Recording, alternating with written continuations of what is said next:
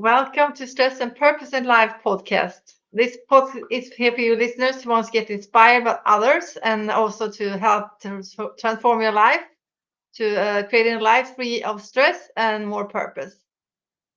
What happens if your voice is taken from you and the pain is like, yeah, you don't know what to do about it. You can't speak anymore. Well, today's episode is just about that. Also, this episode is one of resilience, courage, and incredible power of finding your inner voice, and even in the darkest moments. And I'm honored to welcome Sarah Johnson, a woman who has a journey from suicide, paralysis, and deep healing, and has led her to a place of profound strength and purpose. And she knows firsthand how it's like to be trapped in silence, right? And today she's here Yes. to share how she fought back her way and also how she reclaimed her voice and speak up for herself. So Sarah's story is really powerful and moving. So let's hear it from you. And welcome, Sarah, to this show. How are you today? Yes, thank you for having me. I'm doing well. Thank you. Well, great. So, can you tell us about your journey a little bit and what brought you to the place where your voice felt silent? What was that? What was happening to you at during that time and place? Um, well, I think kind of over the course of my life, I had many encounters of being told to be seen and not heard, and kind of silencing my opinion and just finding myself in different situations or career aspects or environments that I couldn't really share my opinion. I didn't feel comfortable really being myself. And when you become a mother, that can definitely amplify. You're trying to figure out how to be a mom and, listen to the advice of others, but then you're just not sure if that really fits for you. And I had gotten to a place of silencing myself for too long, and I was feeling trapped and dealing with postpartum depression. And I didn't really understand boundaries and learning how to set those that are healthy for ourselves and our families. And as you had mentioned, I had dealt with a scenario where I was feeling suicidal, and I was able to save myself and seek help. And unfortunately, that led to antidepressant medications, which are not designed for people to just get off. It's not a tool to use for a small amount of time. It's just to be continually the dose improved to improve your mood. And I was unaware of that. And I was also unaware that when you decide to get off of that, there's a protocol for that. And I was unaware of that as well. And I didn't want to go about life feeling numb to my life and the experiences I was having. And in 2020, I contracted long COVID. I had a whole host of symptoms that came onto my body, including neuropathy, a tremor.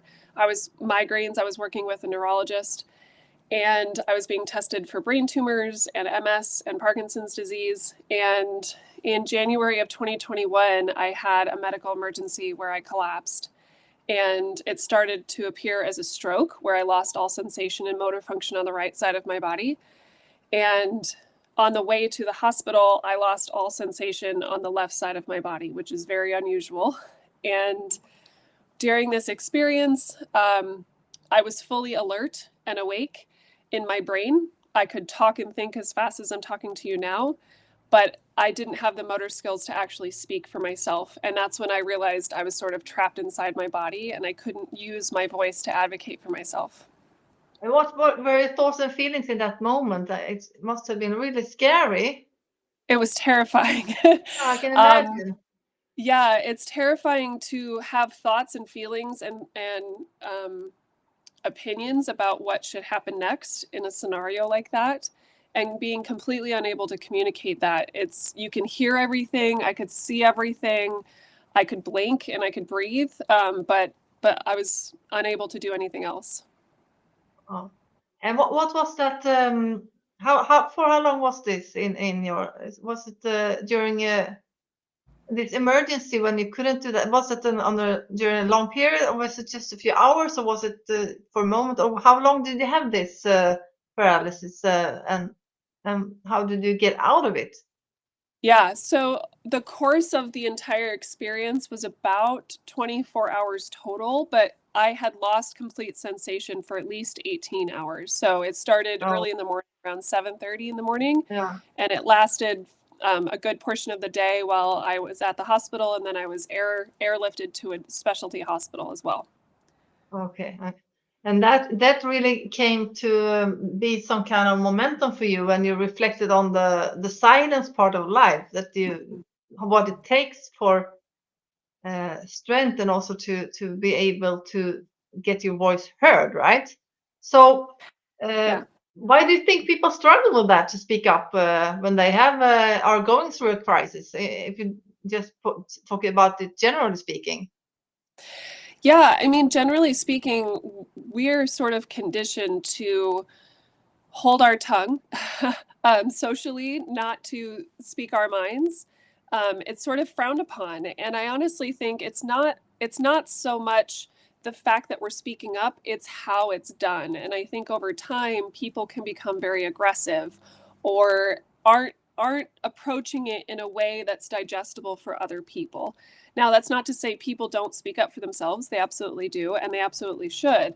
But I think that there's a way to approach it with love. I think that that's really an important way to do it, is to show up in a space of loving yourself first and Mm. knowing that you're honoring yourself by using your voice and advocating for you, because you are, when it comes down to it, you are your best advocate. You know yourself best. You are with yourself every day. You hear your thoughts all day long. You are having an experience throughout the day with other people and in your environments. And other people can't see that or can't know that. And oftentimes we are having thoughts that we aren't sharing with others, that it feels violating to our core values. Yeah. And I think if you can come from a place of love, it's going to be a lot easier to have discussions or share your experiences with other people, because it's really important to share your voice, what your inner voice is saying to you. Mm. And your inner voice needs to match your outer voice. But what do you think? What are the dangers when you are staying silent? Because people perhaps don't have that safe place where you feel that you can be vulnerable to speak up. For example, what can be the dangers of staying silent in those moments? Do you think? There's a whole host of them. I think to start, you're telling yourself that you aren't as valuable as someone else. You're saying that what you have to say and what you believe is to be true is less important. What they have to say, what they're doing, how they want it to go is more important than you. And that there creates a disconnect between you and yourself and what you really want out of your life. And when you are silencing yourself over and over and over again, you're creating a bigger gap in that disconnect from you and the version of you that has to show up to be around those people.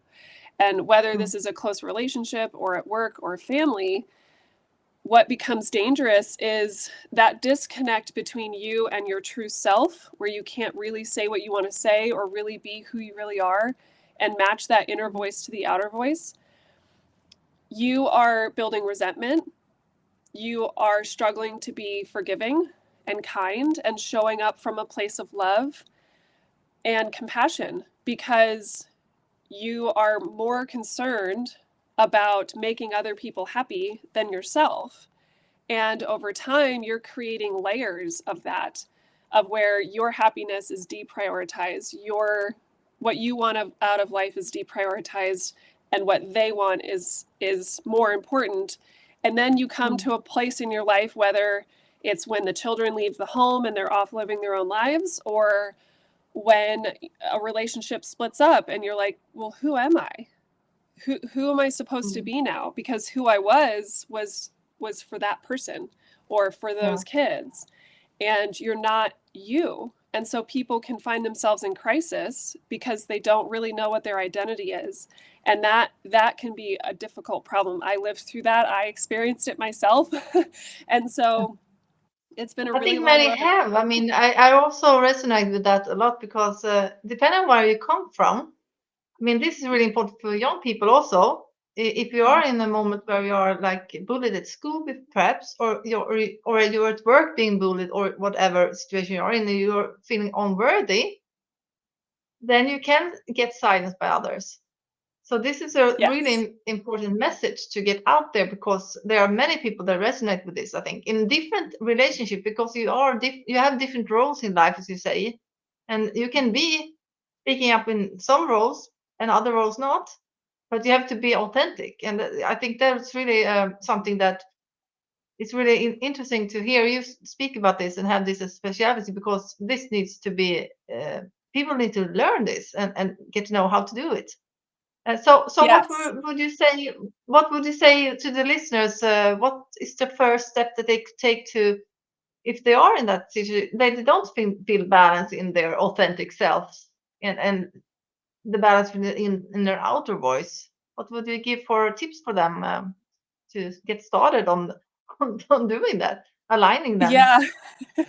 Yeah. Well, I honestly think it's getting to know your true self. Figure out who you are. Your identity is yours.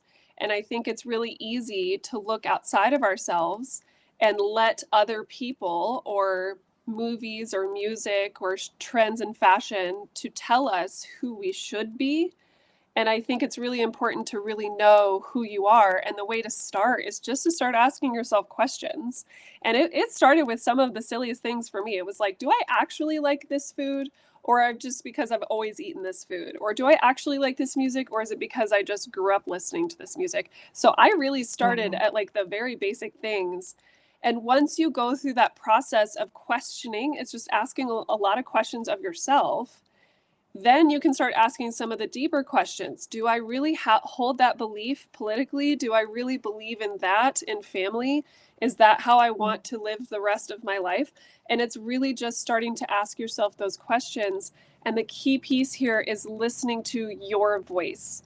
You need to pay attention and use your discernment of what's your voice and what's the voice that other people have given you, of what's expected of you, of what society does, what your partner expects.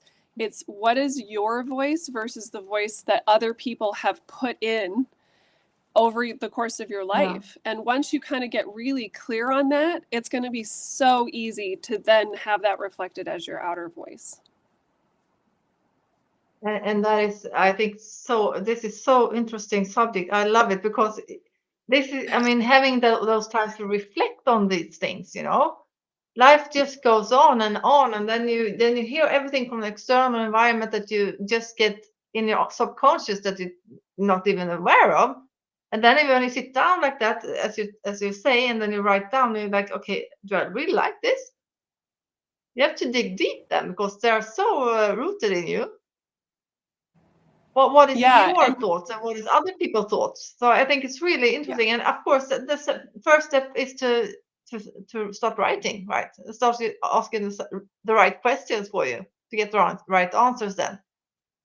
Exactly. Yeah, and I mean, Yeah. some people aren't journalers. They aren't great at writing it down. So use voice notes and listen back to it, because sometimes you can be having a whole conversation with yourself and not actually hear it.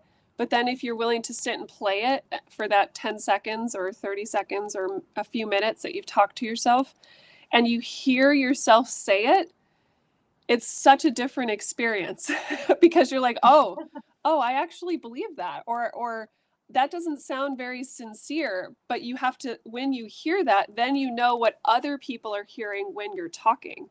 And so it Yeah. really is evaluating and taking that time, but you have to make space for it, right? We have to set aside, time to really sit and do these things.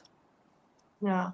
So important. And And what And would you I know, say? well, and I don't Yes, want sorry. anyone else to have like an emergency where they can't use their voice. I want people to No. like make it a priority, because if you don't, then you're going to find yourself in a situation where it is an emergency, where you have to advocate for yourself. And I don't want you to have a freeze moment or a moment where you can't use your voice. But I mean, people are in these different situations, and as you say, people can be depressed or stressed or being in an abusive relationship, or you have been like in some crisis. I mean, whatever crisis it could be. But what would you say to those people listening that they think, okay, my voice doesn't matter? What would you say to them? Because people are believing that. Some people are really believing that my voice doesn't matter. So I thought the same thing. A few years ago when I was depressed and really down, I really didn't think I had any kind of worth. And I had to ask myself, why do I think that? Why do I think I have no worth? Because I'm not contributing, because I'm not playing the role everyone else told me to play. And it was asking my friend to tell me what she saw in me. And it was a mirror reflection. I just asked her to be honest with me. What are you seeing? And I had to be brave enough to listen to the answer because I didn't want her to just tell me something to make me happy. And that's speaking to my ego. I wanted her to really just be honest with me and tell me what she saw, but then also tell me, like, well, what am I adding to your life? And there were things she said that I didn't even know I was doing. And I think that that's really important is sometimes we are doing the simplest things and we don't think it's a big deal, but it actually is a very big deal to other people. And so if you're willing and brave enough to ask the people closest to you that love you and want what's best for you, they're going to be the best way to guide you on that path. mm. And that is really good because feedback is something that is something that we need to hear from others. Because if you don't believe it yourself and you hear other people say it, and then but you have to get it in yourself, okay, what the other people see in you, and then really value that, and then feedback is really good to have as a method. Is there any other strategies besides hearing your voice and also writing it down what your values are, or is there other systems also that you can use to because I think you have a program or something. What do you do with your clients that they get healed from this and really get their voice heard? So what are your strategies for them? Yeah, so I actually encourage my clients to play a little, um, to try to remember the little kid inside and the big dreams that they had as a kid. And so we always start out with like, well, what was it that you wanted to be as a kid that you didn't actually go and do? And then we just sort of keep that in the back of our minds as we're going through these conversations. And I have a great program that I put together to help people ask the right questions, and I sort of walk them through that process week by week so that more and more can be revealed. It's sort of like unfolding the layers of it and really getting to the core of it. And it really doesn't take a lot of time, but they have a lot of breakthroughs. I've had incredible results with my clients because they've been able to tap into that playfulness aspect of it, of getting to know. It's sort of like when you get into a new relationship with someone, whether it's a friend or a romantic partner, it's kind of exciting because you're getting to know each other. You're hearing these stories and you're hearing who they really are. And it's sort of like that experience, but they're doing it for themselves and they're getting to know this version of them in their place in their life right now. And that's a really beautiful experience. It's like watching a flower kind of open up and bloom. And so by the end of the experience of working with me, they're these just strong, really empowered people because they feel like they know who they really are and what they want to do next. Yeah, but that's something that we all want to have, right? Because people are just wandering off and they don't know where they are leaving. If they have a goal, they have to have a goal, and but if they don't know themselves, then that goal is not worth anything. So but where do you think if you look at the clients that comes to you, it's at what stage are they? I mean, are they seeking help? When is it important to seek help, do you think? Where are those It, people that come to you in their lives? it is, yeah. I mean, a big part of people's healing journey can be done alone. But I think especially if you're starting out or if you've done it for a while and you feel a little bit stuck and you're not really sure how to continue to move forward and because you've tried a few things and they didn't work or they didn't last very long, I think it's really important to ask for help and find somebody that really feels like they connect to you and they understand you and where you're at. Because I've had a whole host of people in a variety. People have been on their spiritual journeys for a long time and it doesn't feel like it's going anywhere. and we just kind of pick them up from there and we move them into a different space. But I've also had people who are just starting out and they're like, well, I don't know what to do. I'm like, great. Let me give you little bits and pieces. And it's easy to get overwhelmed because you can take on too much to try to do too much. And that isn't sustainable. I mean, that works for a variety of things. If you take on too many skills at the same time, it can be overwhelming and you end up dropping it all because it's too much. But I think it's important to ask for help from the right people and people that feel to you that they understand you and that you really are seen and heard. Important. And what do you think about the people that are listening now? I mean, what is the one message that you would give them if they are in a situation where they, in different relationships, depending on if it's with your spouse or if it's with your best friend? I mean, if you don't have that trust in yourself to speak out, what would the one message be to them to just start with the journey to try to do that? I mean, with your Yeah. help and also on their own. Yeah, I mean, start out on your own if you don't feel like you have a safe space. If it's a partner or a friend or something, if you truly don't feel like you have someone to go to, a grandparent, a teacher, a mentor, or something, start with yourself. Find something that you can start to ask those questions, either in a journal or in voice notes that you can refer back to. And then I would encourage you, because there's a lot of resources in nearly every community all over the planet. It doesn't really matter where you are. There are community events all of the time. And it's sort of like when you first go into a classroom and there's no one there, and then there's new kids and you're the new kid and it feels weird. And it's hard. It can be difficult to go into those situations. But just staying open is just my recommendation. When you stay open to receiving someone coming into your life to help you, it's remarkable the miracle that happens. The person that needs to find you finds you, and it's that perfect moment. And it's sort of that hero's journey. If you know about the hero's journey, it's this person that comes in. They're considered the gift, and it's either their wisdom or they have the resource that you need. Right? It's not necessarily needing to go to that event because they are the one person that's going to give you what you need. It could just be that what they say is what you needed, or maybe they have the website or the app or something.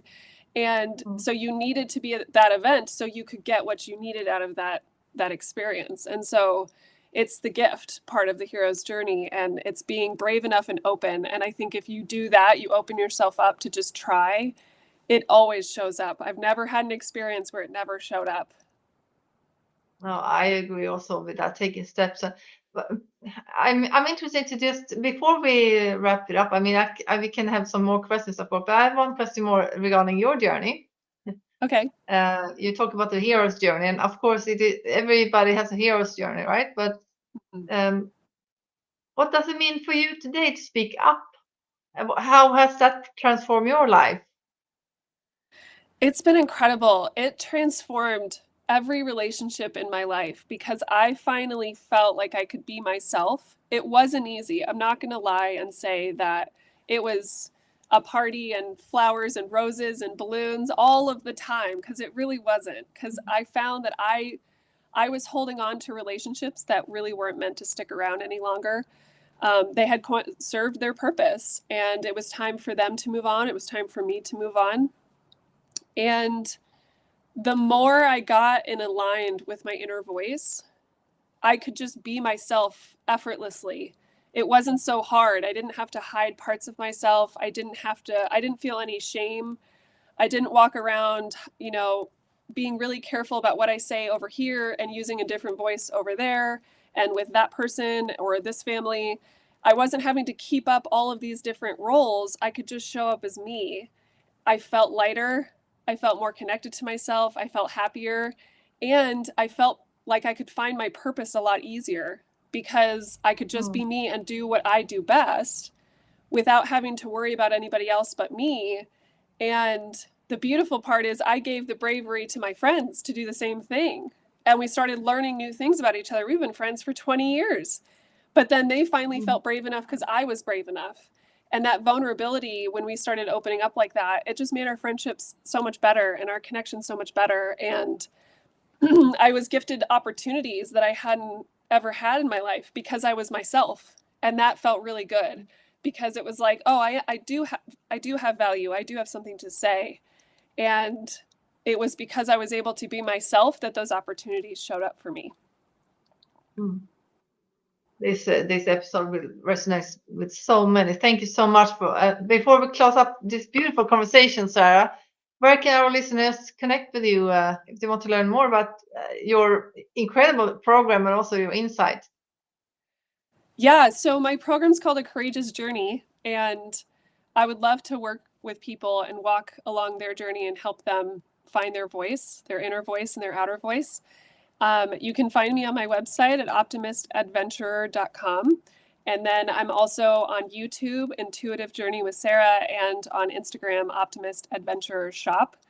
And that's a great way to connect with me and message me. And if you have any questions, you can feel free to send them my way. Wonderful, wonderful. Well, thank you for. Do you have something do you want to some final words to the listeners before we wrap it up here? Is there something more that you want to add to the beautiful conversation? Yeah, I want to encourage people not to lose hope because there's a lot of really wonderful people out there that want to help and they want you to be who you really are. And authenticity and vulnerability take courage, but I think it's really important because the more we listen to our own voice and we use that discernment, we can feel empowered to then help other people, and it sort of becomes a ripple effect.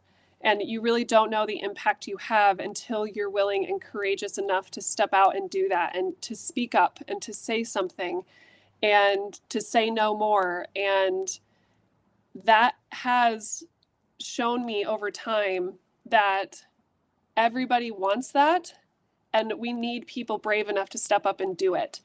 And other people then can do the same thing. And you're leaving an impact behind you, whether you know it or not. And so just keep that hope alive. Keep believing in yourself and keep making an effort every single day, even if it's the smallest effort. You just ask yourself a question in the mirror that morning. You just don't know the kind of impact that's going to have on you and the people around you. And so just love yourself, start with the self, and then move outward and worry about everybody else down the road. Worry about you in a really respectful, honorable way to honor you, and just lead with love. That's what we're here for. That's what we're here to do. And yeah, I want everyone to just love themselves and know that they matter. And we all see you and we hear you. Thank you for those wonderful words, Sarah. And I agree with you. And for your listeners, your voice matters, right? And what Sarah says here is you need to be heard, and you don't have to do it alone. We are here with you. People are in the same situations, and we can get through it together. And thank you again for your insight, Sarah. And for the people listening, if this episode resonates you and touched you as it did for me, because I also resonate with you regarding this. So please share it to someone that perhaps also need to hear this, because getting your voice heard, I mean, you are worthy of it, right? So keep on conversation with the people around you, and let's continue lifting each other up. And let's create a world that we don't feel that is some bad thing to keep. Yeah, you don't have to suffer in silence, right? You can speak up. So don't forget to subscribe if this episode resonates with you. And until next time, thank you, Sarah, again. And trust your strength and speak up the truth, your inner truth. And remember, you are worthy of it, and letting your voice be heard. So thank you for this episode, and until next time. Bye. Thank you Bye, for having Sarah. me. Bye. Thank you.